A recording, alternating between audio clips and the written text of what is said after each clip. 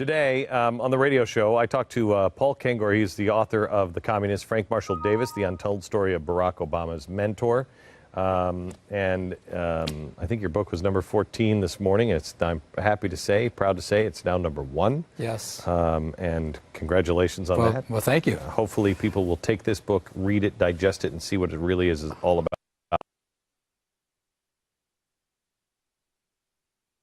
Congratulations on that. Well, thank you. Hopefully people will take this book, read it, digest it, and see what it really is all about. I was just doing this, mock piece on the Comrade Update.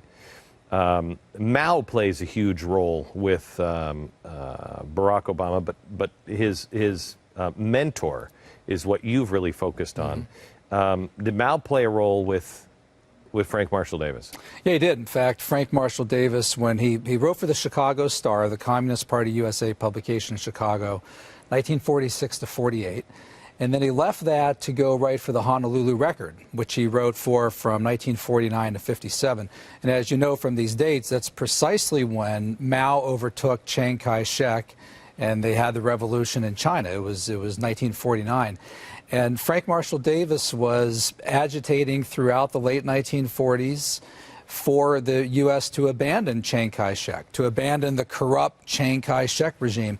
And of course, that was the policy of Communist Party USA. It was the policy of the Daily Worker, the position of Stalin and Molotov in the Kremlin. I mean, how did these guys get to do these things? I mean, 1957, you're in the height of the Cold War. Right. This is when everybody is. How did he just kind of float out there?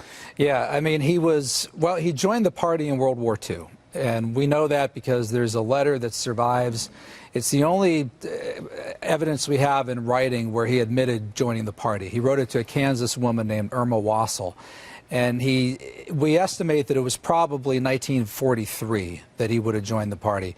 And, at that point, I mean, that was after the signing of the Hitler-Stalin Pact, right, which was when most people who were in the American Party, not most of them, but a lot of them left because they were so appalled that their guy, Stalin, who they were hopelessly devoted to, that he would side up with Hitler.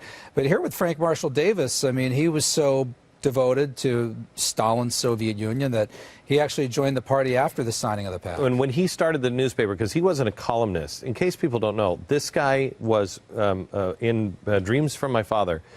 Barack Obama writes about a guy named Frank 22 times. That's right. Is there anybody besides his mom or dad that he mentions more than Frank Marshall Davis? That's a good question. I'd have to do a count. It's possible Reverend Jeremiah Wright. Okay, so I mean, we're seeing the huge influence of this guy. That's right. That's right. How did he write for these communist papers? When he was in Chicago, he didn't just write. He wasn't a columnist. This was his paper, right? Yeah. And he came in using the same kind of things that we just saw with Richard Trumka saying, hey, we need a second Bill of Rights, and they take the founders and they twist them. That's right. Yeah, there's a chapter in the book called Frank and the Founders, which is really alarming. And I mean, you'll appreciate this. The American Communist Movement, a lot like the American Progressive Movement, would constantly invoke the American Founding Fathers. They would set themselves up as these new modern revolutionaries. And in fact, the kickoff article for the Chicago Star was written in July 1946, Frank Marshall Davis's kickoff editorial. Davis was the executive editor of the paper, which was basically the founding editor-in-chief. So he did that, and he was also a columnist. But he writes this kickoff article in July 1946. It debuts 2 days after the 4th of July, and it's called Those Radicals of '76. And Davis is setting himself up. He's quoting Thomas Jefferson and all these others as this modern inheritor of the revolution. We're doing a new revolution. He uses the word change. I mean, this guy talked about fundamental transformational change. And some of Davis's biographers even say that one of the things that he instilled in Obama was this belief that change can happen. And they did it by invoking the founders, just as the progressive movement did, quoting Thomas Jefferson, quoting Madison. And one of the people that he shared the op-ed page with, Howard Fast, who was the Stalin Prize winner in 1952 or 1953, he wrote a book called Citizen Tom Paine, where he was invoking Tom Paine as sort of a new common sense. So they would do this all the time. And of course, if they ever actually set up the Soviet America that they wanted to, I mean, the first thing that would have been rifled apart would have been the Bill of Rights. Okay, let me go through a couple of things. First of all, let me tell you that I am proud to be the publisher of this book, The Communist. I got this a year ago? About a year ago, the proposal. A year ago, yeah. And it wasn't finished, and read through, some sections and some of the things that you were working on. And I read it in a weekend, and I thought, we have to publish this. I will tell you, and I think you felt the same way about writing it, I don't want to publish this book. The last thing I need is to be, oh yeah, Glenn Beck's Mercury Inc. The first book he publishes in the serious mode is he's calling the president a communist. Yeah. Not calling the president. No, we're not. We're setting the record straight of who his mentor is. And you, just real quick, some background. You have experience doing that. Sure.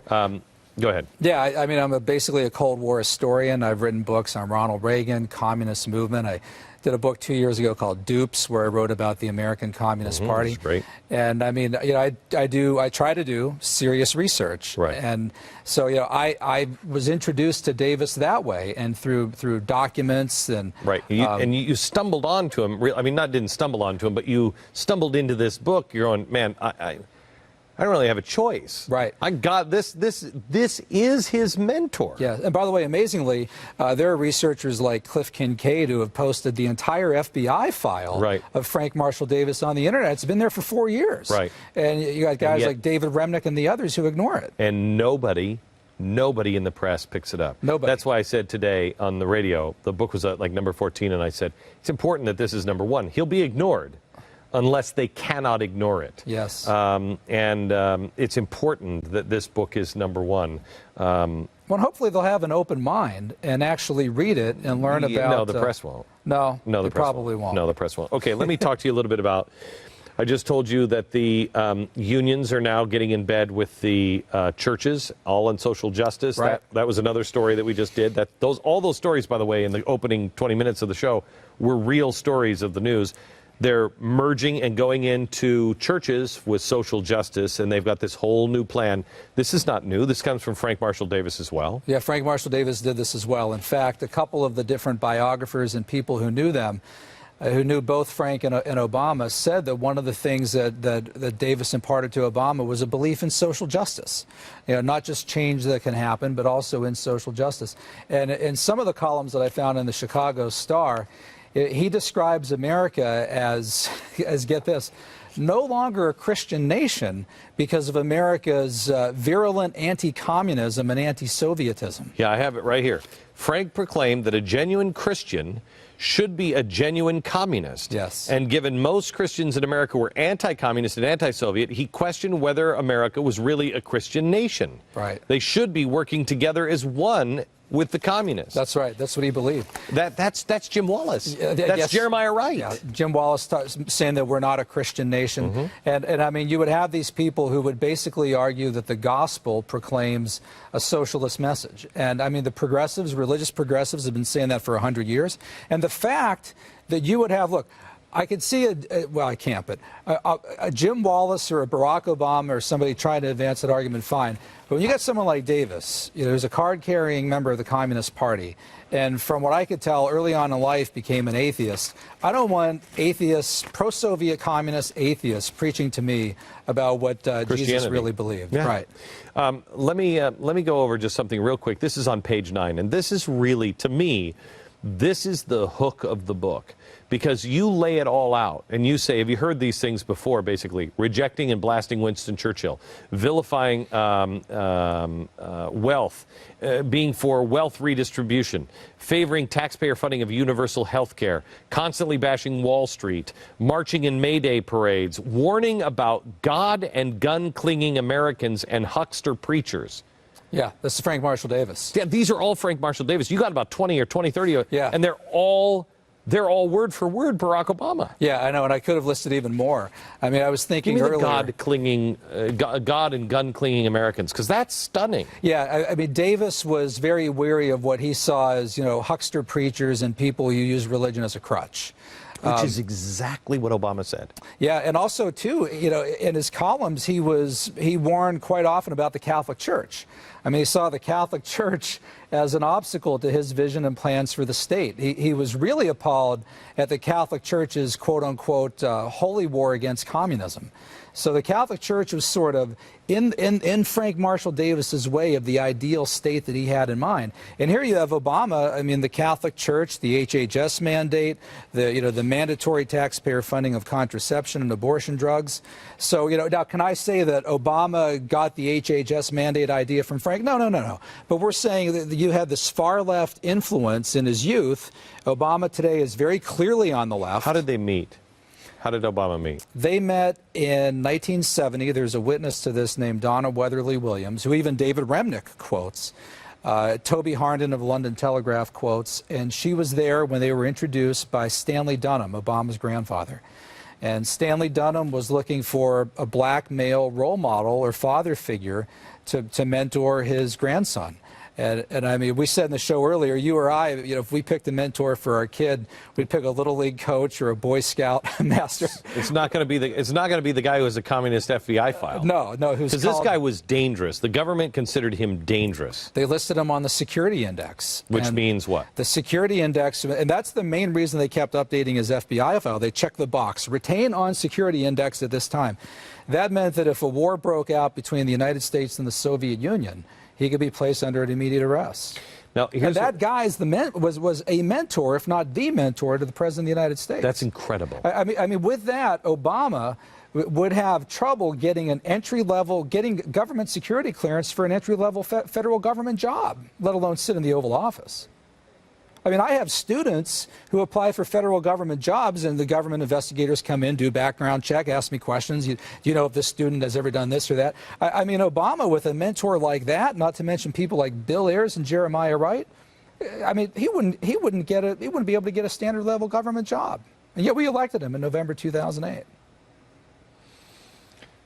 How did this, we have a minute, how did this make you feel getting down to this and seeing and knowing that this was your president's mentor? Well, at times I wanted to scream at the computer screen or whatever I was reading, and I did. And you know, one of the only things that kept me going was knowing the fact that we would publish this book and that the truth would eventually get out. And there can be nothing more frustrating than looking at this material and thinking that you're the only person in the world who's ever going to see it. Oh, I know. So you know that well. I know that well. So to get it out through GBTV and The Blaze and your radio show, places like this, is terrific. We want to thank Sean Hannity for taking the exclusive yesterday and launching this book, and thank him for his help on this. The book is called The Communist. It's available everywhere. This is a really smart, well-researched book. Paul Kengor, grab it now. The Communist, available in bookstores everywhere from Mercury Inc. Thank you. Thank you.